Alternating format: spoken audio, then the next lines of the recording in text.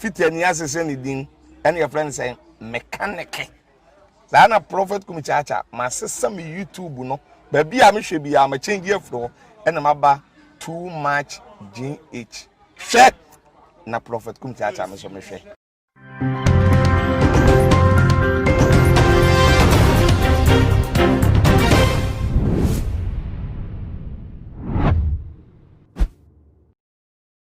Akwabasonko enkoma obibia sedane da munya ebre eje edwa etinsema yede ebebesomo ewotuma GH yefidie kase yi eso ekeskapa enemidi na Ghana wo hala dwumedie ena wani egusu a wo hwe na munim se meje edwa sedane agese ensemu a ekotwi ekobremai ena mede eba abesom ahwefo ama won susu a wo fie wetimidi wadwencha wo fa ensemi hu abetu eye edwan ebusuafo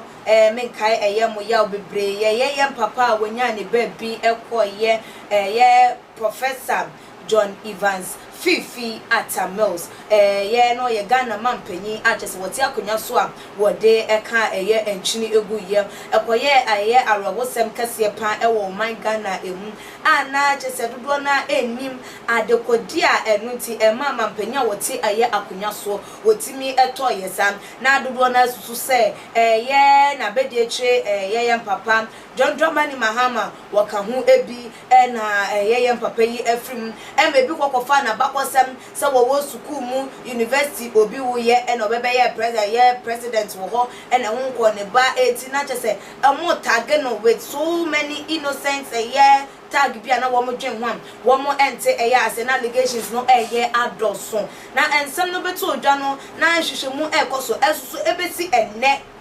wobi eni wonuma wonim eye adokode anase de botayenti a ema ye papa John Evans Fifi Atamos wo free eye atasefo asasi sum na sede akwakoye se ye adifo ana asofo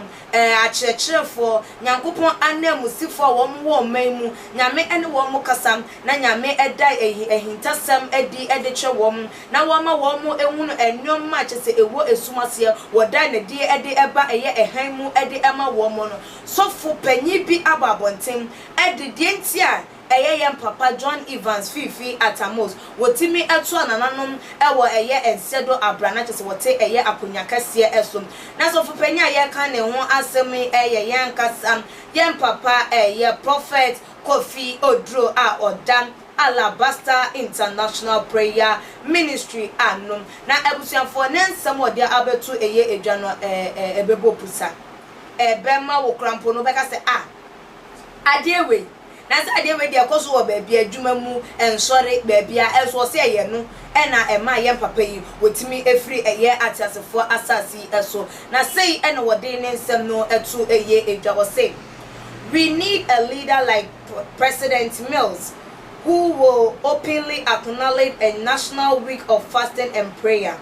It is just an amazing that this nation we could not recognize that we have a phenomenal leader. Ghanaians over-insulted him, and the constant insult led to his death. Abusia form, Ebiana me poto ye ninti na wanti asia wo chire mu a de ba yen aye kasem. Ye Ghana for ye hunfa so dia we ye mampanyi ye John Evans Fifi Atamos esom na ye hunu se wo ye panyi a chese wo do omayi obi a wotimi gitumu se wo mamuni nyina chese yanyi yemfa ye yefunu ento wonom na ye nkyire kom embo mpa ye hunu sa ye wo do no anasa akoma na papa no ewo no na ebiemu ensoso ennum Ghana ya hwere eye adekasiem na ade atimi ma papa yi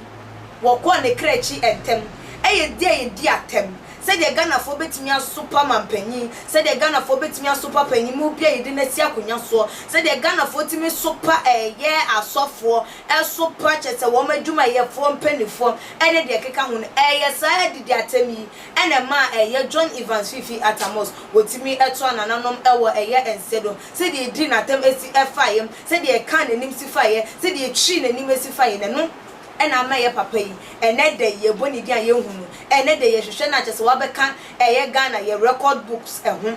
a chese ni din eka ho aye boni din se obeye bi oya asundie ye president aye wa asundie paka ye de ato no ni nyina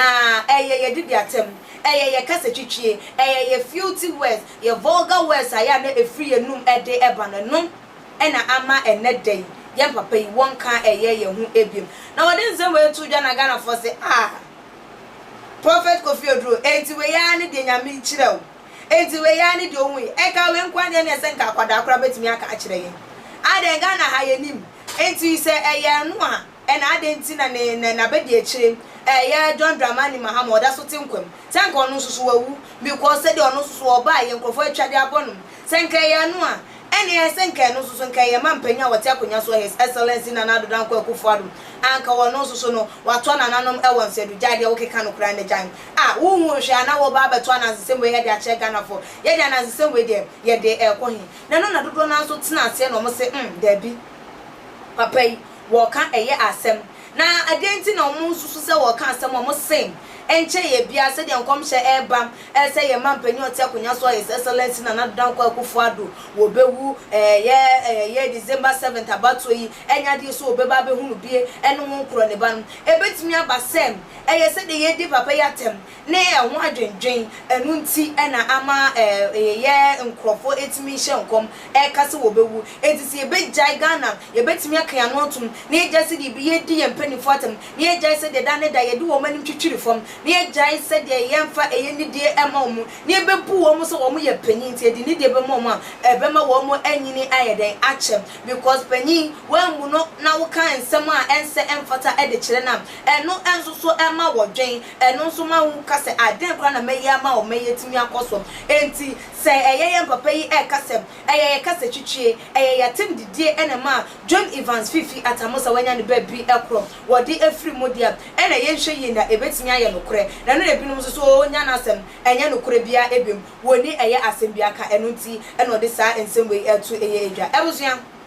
eye Prophet Kofi Oduro ne nsem odi etu dwe se na wo so hu no eye no kure sa atendide timi kum nipa atendide timi ma nipa etimi firi atasefo asase so abra nyankopon krampo nto nsa emfa emfre no ana ye bibi ewomu enti awose ye ma ye ni enda ho for the ntrawo efa nsemi hu ebrem e otuma gin ejo comment section me adoma ne so na ebiemu ensoso no subscribe to the channel no sane e be ya nya upload video bia wonsoso watimi enya notification ekeskapa any meeting aha ena ye di dwumadie no ebesie stay tuned na dasene ye besane hia makram the major prophet kum chacha on say me catch was say bomoden na hwe too much GH on say me kan ye nyene bone pa na kase ye pe wo wiase ya asondin ti na Adam wo hu nyame ye no nyam no wo hu ne ma bi a wo hwehwehwehwe e wo other place ni ade kat won na bomoden na be hwe too much GH be hwe na subscribe